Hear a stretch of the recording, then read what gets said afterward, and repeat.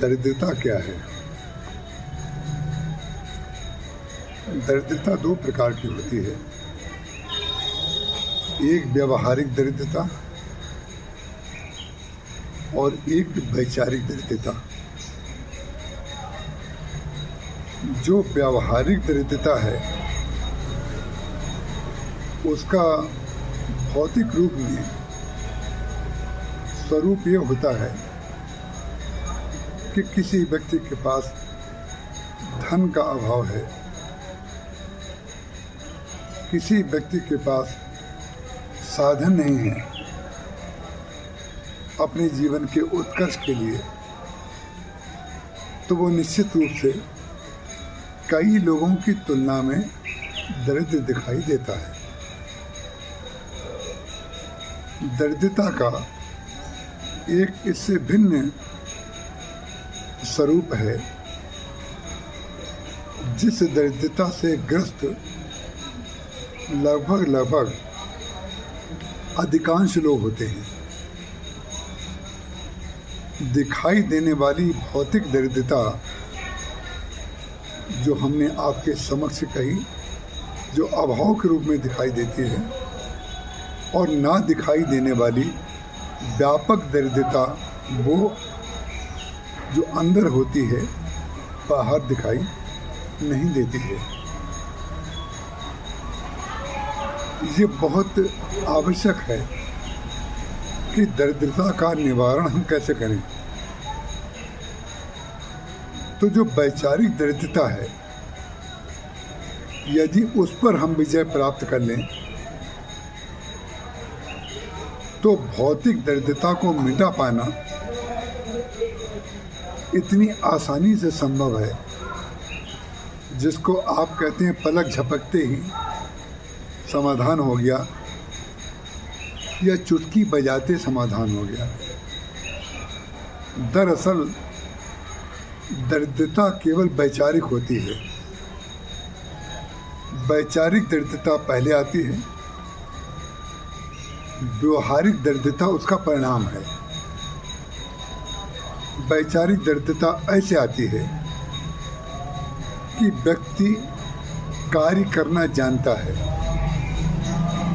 व्यक्ति के पास सामर्थ्य है, शक्ति है, योग्यता है, समय अनुकूल है, वातावरण अनुकूल है, परिस्थिति अनुकूल है। केवल व्यक्ति कार्य को श्रेष्ठ ढंग से मात्र इसलिए नहीं करता है कि ये कार्य हमारा नहीं है, दूसरे का है, और हमें तो केवल इतना करना है, पूरा नहीं करना है। बस केवल इस वैचारिक दरिद्रता से व्यक्ति ऊपर उठ जाए, जो कार्य कर रहा है उस कार्य के परिणाम से सुख की जगह उस कार्य को अपना मान करके उसमें सुख लेने लगे। ये तत्काल एक क्षण में परिवर्तन नहीं आएगा, लेकिन जब कार्य में सुख लेने का सुख हमको मिलना शुरू हो जाएगा तो परिणाम हमारे जीवन में बड़े सुखकारी होंगे। वैचारिक दरिद्रता ये भी होती है कि हमेशा दूसरे व्यक्ति से अपनी तुलना करना। इनकी तुलना में हम छोटे हैं और इनकी तुलना में हम बड़े हैं।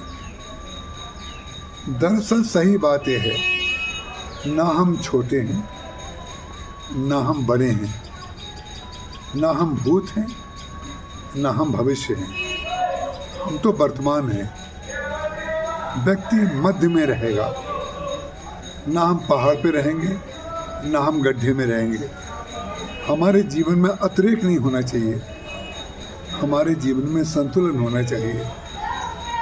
संतुलित व्यक्ति किसी की तुलना में न छोटा होता है, न बड़ा होता है।